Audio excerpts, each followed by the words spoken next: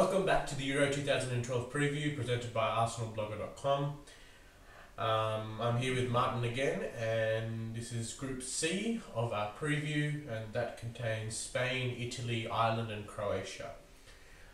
So without further ado, let's preview world champions, Spain. Alright, Spain. Okay, Spain. La Furia Roja. Or La Roja. Or La Roja, Reds. They're known, world ranking of 1 in FIFA. They got something World wrong. and European champions. World and European champions. And they won the Euros twice. Last time, and they won in 1964 as well. So last time being 2008. They qualify with full points, maximum points. Perfect qualification, just like Germany.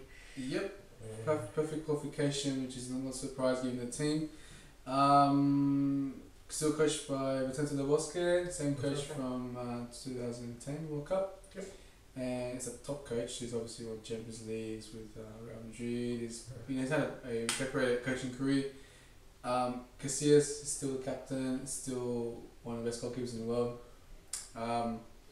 He's one of the key players, of course, and he always tends to perform anywhere. In his club, country, he always tends to perform. He was one of the Euros of 2010, that's for sure.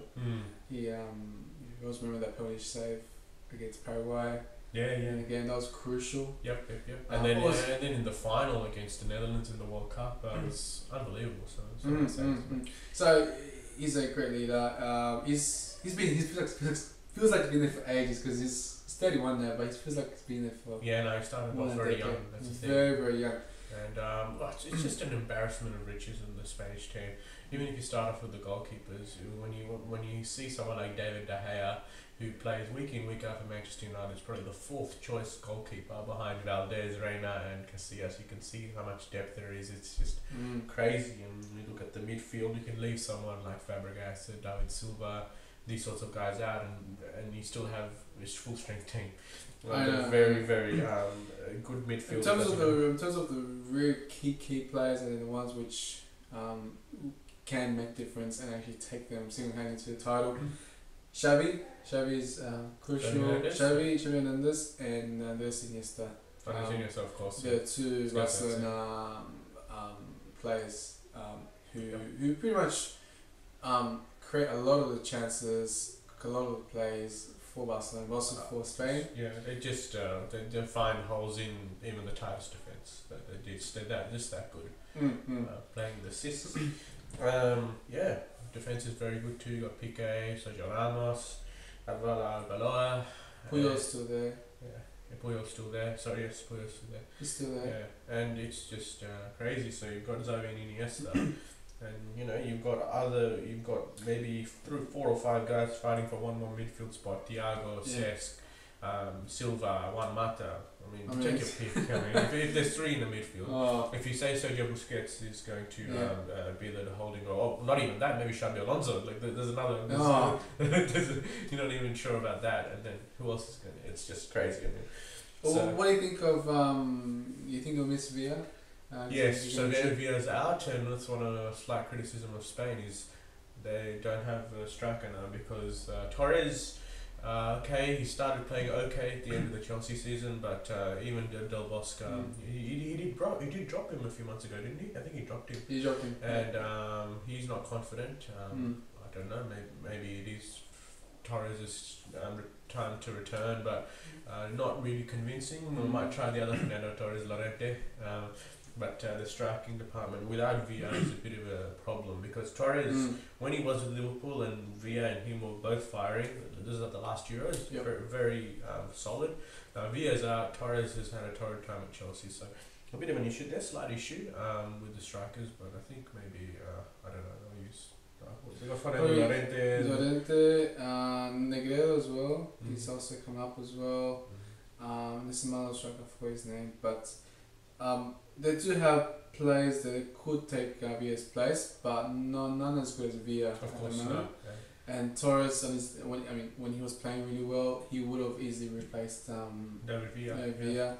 But he's not in the best form, and I'm not convinced that he's back to his best. Yep. So That's the only weakness, really, is scoring. But when you have players like Xavi and Iniesta, who can also score, and Fabregas and all that, and Silva as well, you think that a lot of the goals will come from the field now. Yeah, and you also got Juan Mata as well, who was a standout for Chelsea. I know Chelsea had a very good season at the end, but during those dark days of Villas Boas, when I think he was the only player that really stood out for me. And then slowly, when Di Matteo came in, everybody started playing well. But I think he deserves credit for that. I think he'll be in the squad.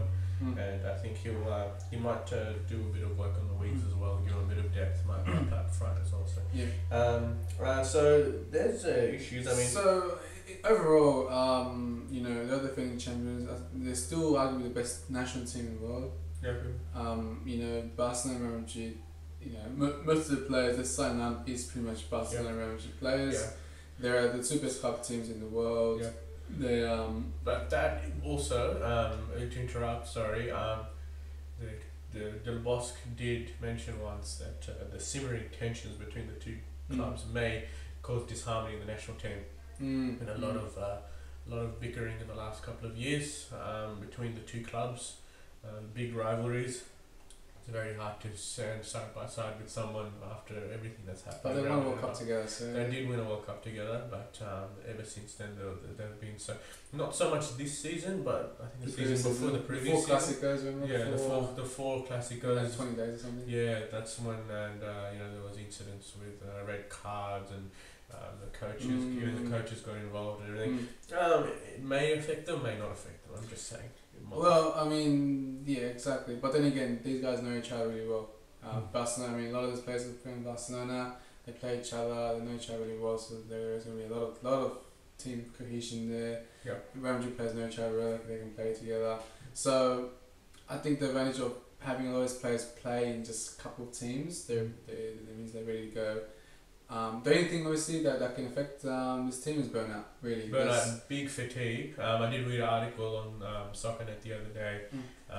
Xavi's averaging about 60 games. About 60 games a year. It's because of Barcelona's success, because of Spain's success. So he plays more tournaments. He get really deep into those tournaments, and he hasn't had a rest since 2008. Wow. He just keeps playing and playing and playing. So you got Euros, Confederations Cup, World Cup, and then he just kept. I think he didn't do anything in the summer last year, but he went all the way with the Champions League, went all the way with the. It's a Xavi, but I'm saying if Xavi, it means the rest of the Barcelona team too. So you're talking about everyone else, and that is going to play a part, I think, in a lot of the bigger tournaments. And I think it's very, very bad scheduling to have the Copa del Rey final just very recently. It was first 2 weeks before the start of the Euro. Yeah, 2 weeks before the start of the Euros. So these Barcelona players won't be able to participate in the friendlies, I don't think. I don't know what Del Bosque's plan is. So it's not good scheduling. I remember back in the days that they've been very careful to spread out and give the players at least 3 weeks rest. It doesn't really help. 2 weeks is not much. Not just because of tiredness, but to gel with the team. This won't be as much of a problem for Spain because there's Barcelona and Real Madrid know each other very well. But it does take time, and I think that ultimately will be a slight Achilles heel for Spain. I think it will show. I don't think it won't be. It won't be brilliant, but they've got such high standards that even when they're not at their best, and they've got good backups as well. Good backups and as well. Players who are fatigued and burnt out. Yeah.